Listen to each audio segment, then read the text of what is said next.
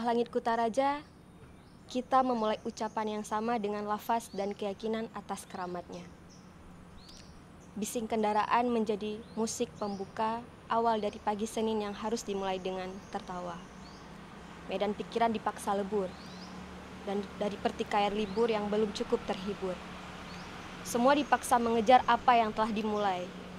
Ada yang berjalan, ada yang berlari, namun tidak berani kabur. Ada sang ratu menunggu pangeran tampan. Pangeran tampan berkuda putih pulang membawa kemenangan. Ada pula yang pulang tak tahu apa yang dicari. Bila mati pun, dia juga belum beristri. Ada juga yang duluan pergi, mencari nilai di perguruan tinggi. Pulangnya nanti, saat sesembahannya mulai berbaik hati. Berlomba melahap menu-menu utama dari kampus tersohor, termahal, dan ternama. Demi gelar terbuka yang melekat ketika dipanggil namanya. Banyak juga yang keluar pagi, bermodalkan tangan dan goni. Kertas-kertas IBA mengatasnamakan institusi, cukup assalamualaikum dan komat kamit biar diberi. Beragam corak warna-warni manusia ada di sini. Kilauan angin hanyutkan semua pagi dalam pencarian warna emosi. Ada yang bergumam debu jalanan, berteman dengan wangi selokan. Ada yang bernamai dengan aspal panas. Ada pula yang lupa diri terlalu sejuk di kendaraan dinas. Ini realita tempatku tinggal, bahwa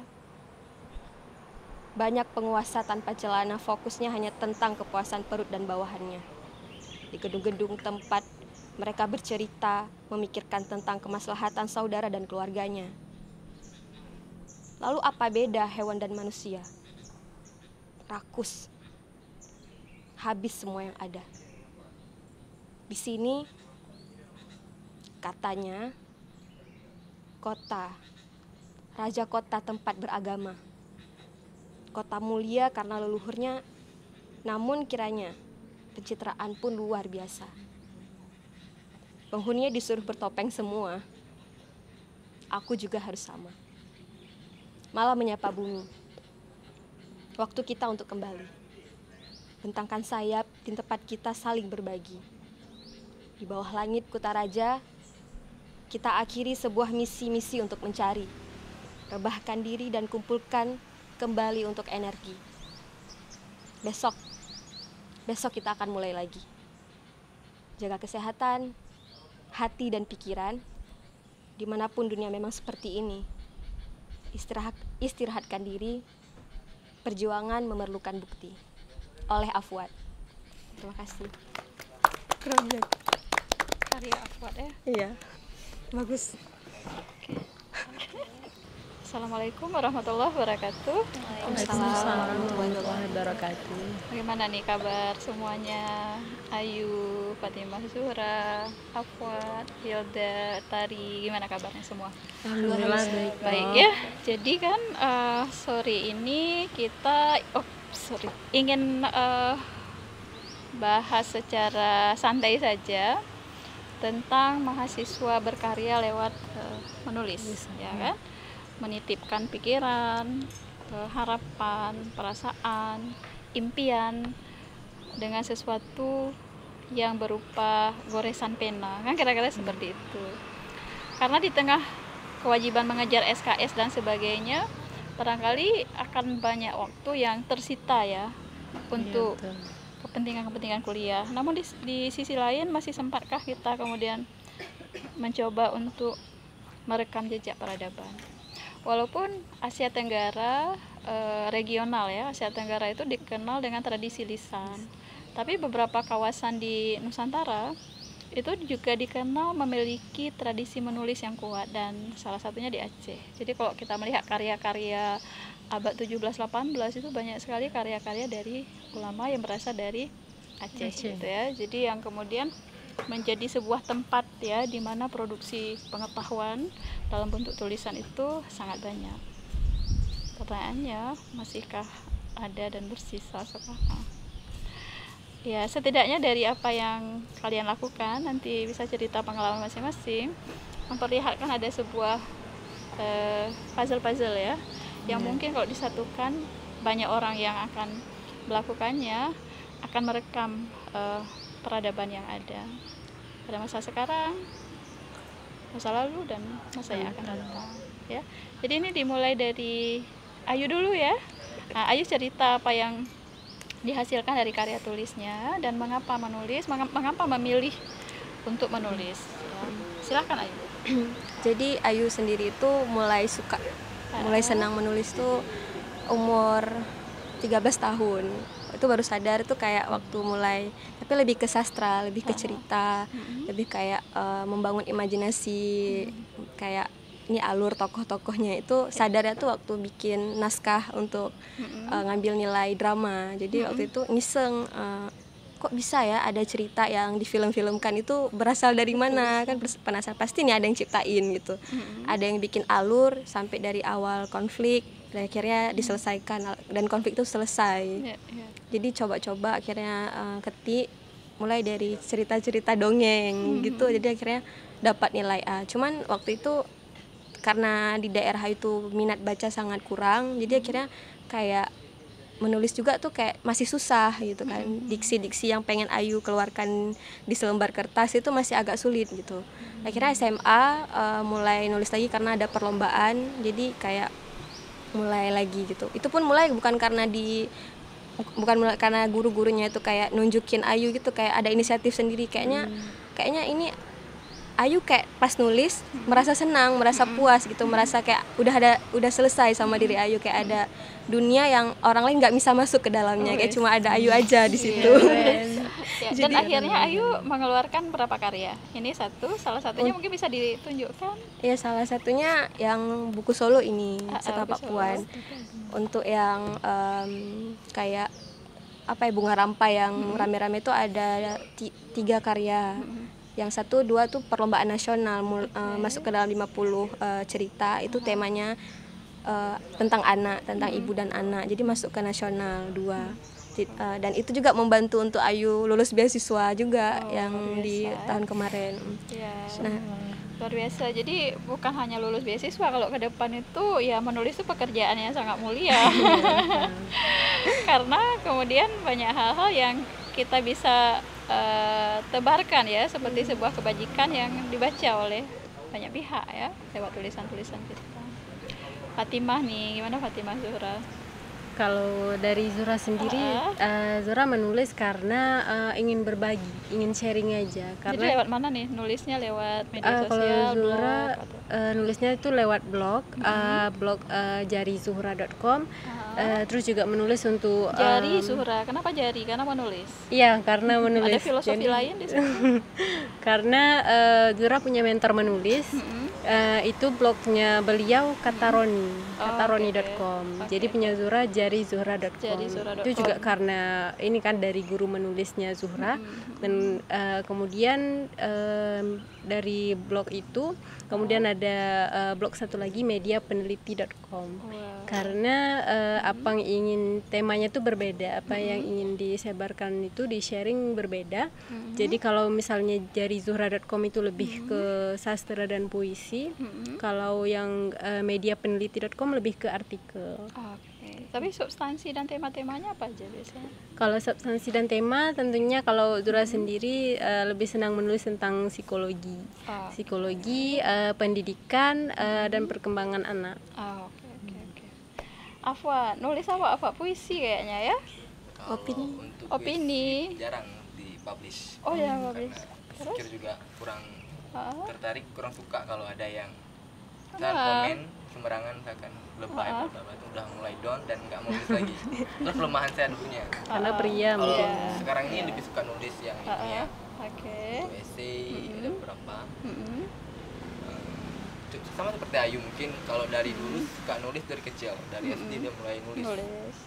Bahasa Indonesia juga bagus nilainya, sering buat cerita dan orang tertarik. Ada yang pro dan kontra juga, ada yang tertarik, ada yang enggak. Dipublis di mana itu? Kalau apanya? Opininya diterbitkan di mana? Dikirim ke koran ke mana biasa? mungkin akan, cuman kalau untuk SD nasional sudah 2, yang bareng tadi 1 dapat juara kan waktu itu, Juara dapat semalam juara ya. dan dapat piala ya untuk level nasional ya. Apa dan tari yang satu lagi perda tentang HAM itu satu juga nasional, nasional kalau sama juga. tari 3 SD nasional. Luar biasa ya.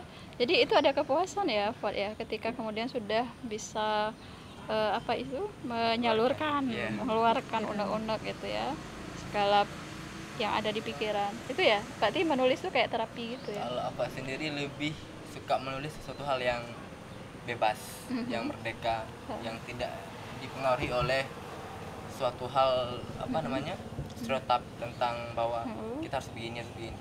Oke, ada gaya sendiri berarti, gaya bebas. Seperti itu kalau puisi maunya yang agak sedikit mengkritik, kritis dan bebas gitu. Oke. Tetap mematuhi norma juga. Iya. Gimana? Ini Wilda gimana Wilda? Oke, kalau misalnya Wilda sendiri, Wilda tuh suka nulis juga sama kayak Ayu sama Fuad dari kecil. Dan mungkin kalau misalnya untuk perlombaan nasional Wilda memang belum berani ikut, karena kayak Wilda tuh nulis sebenarnya untuk kayak terapi diri sendiri. Healingnya Healing. Healing ya. Kayak healing gitu. Kreatif Jadi kalau writing. misalnya lagi, karena biasanya kalau Wilda nulis itu posisi paling enak, paling nyaman dan paling banyak dapet kata-kata itu pas lagi galau, pas lagi Healing banget. lagi sedih, pas lagi Cinta Kak. pas lagi ada sesuatu yang rusak gitu. Jadi itu kayak proses untuk dengan nulis aku bisa tenang nih, dengan nulis aku bisa Anak psikologi banget. lebih baik. Jadi kayak orang nggak perlu suka dengan apa yang udah nulis, tapi yang penting ya selama udah suka Merdeka ya kan? nggak apa-apa gitu. Ada pakemnya gitu kan. Iya. Jadi nah Kak, sebelum ke tari ya, kata tadi ceritanya kecil-kecil menulis ya. Ini tulisan mamanya, ini tulisan anaknya. Jadi setelah buku ini mungkin sudah pernah kita bahas waktu itu ya di salah satu video dalam rangka anniversary ayah dan ibunya, anaknya menulis untuk ulang tahunnya. Jadi kebetulan dua-duanya lahir bulan 7 ya, bulan Juli. Jadi ini dari mereka, tapi bilingual karena si kakak menerjemahkan ke dalam bahasa Inggris. Ya, jadi ternyata memang kalau kita mau dari kecil itu sudah bisa memulai untuk menulis ekspresif seperti itu. Ya, karena tadi kan ceritanya nih dari sejak kecil. Nah, tari gimana nih tari? Ya, baik. Dengan beberapa kegiatannya yang sangat sibuk ya, sibuk luar biasa. Padat. Gimana? Jujur Bunda, di dunia kepenulisan sebenarnya realisasinya tidak begitu besar. Seperti teman-teman yang tadi paparkan bahwa sudah mempunyai buku, kemudian punya blog yang konsisten dilaksanakan, tapi tari pribadi belum punya hal yang sebegitu besar di dalam dunia kepenulisan. Tapi menekuni dunia kepenulisan ini sudah berawal dari SMP. Jadi bergabung ke workshop, ke tim kepenulisan, kemudian mengadakan workshop, mengundang salah satu penulis sangat terkenal pada saat itu, Terelie. Jadi pada saat SMP itu udah bertemu dengan Terelie, mendengarkan workshopnya selama 2 hari. Di situ kemudian alur kepenulisan saya pribadi, Bunda, itu lebih ke novel sastra seperti itu, cerita-cerita. Kemudian di SMA tidak melanjutkan lagi, ada kegiatan-kegiatan yang lebih menarik ketika SMA, dan kemudian ketika universitas baru lagi seperti menemukan sebenarnya penting ini menulis. Di universitas saya mendapatkan kayak sepertinya menanamkan sama diri sendiri bahwa menulis itu memang jalan ke depannya itu sangat berharga. Jadi tapi di bagian di universitas jalurnya itu udah berbeda, nggak kayak di SMP lagi. Sastra ini sudah ke academic writing. Jadi lebih akademis kayak gitu. Iya, seperti itu ya, kayak penelitian ya. Cuman juga tidak punya hal yang sangat ilmiah, tapi seperti yang Afad katakan tadi, pernah mencoba beberapa kali mengikuti lomba, salah satunya yang bersama Afad dan menang ya. Ya, alhamdulillah. Tingkat nasional. Ya. Kemudian ada mengikuti program-program untuk yang meminta pesertanya itu untuk membuat esai seperti itu. Luar biasa ya. Jadi itulah ya karya-karya mahasiswa yang sebenarnya di sela-sela mengajar SKS-nya itu masih sempat untuk ekspresif ya, ekspresif karena memang kan ada hal-hal yang harus disampaikan ya. Salah satu caranya menulis, bahkan mungkin healing ya, udah ya, healing sebagai proses untuk menyembuhkan. Apalagi kalau idenya justru datang saat galau. Seperti itu. Jadi kalau kita bukan anak raja, menulislah ya. Karena dengan menulis kita akan merekam peradaban. Dan mereka sudah berbagi bahwa sebagai mahasiswa kita semua masih sempat untuk menulis ya. Itu saja, semoga menginspirasi kita semua mulai sekarang pegang pulpen, pena, karena kadang-kadang kekuatan pena itu lebih dahsyat, tajam daripada senjata. Terima kasih semuanya. Assalamualaikum warahmatullahi wabarakatuh. Waalaikumsalam warahmatullahi wabarakatuh.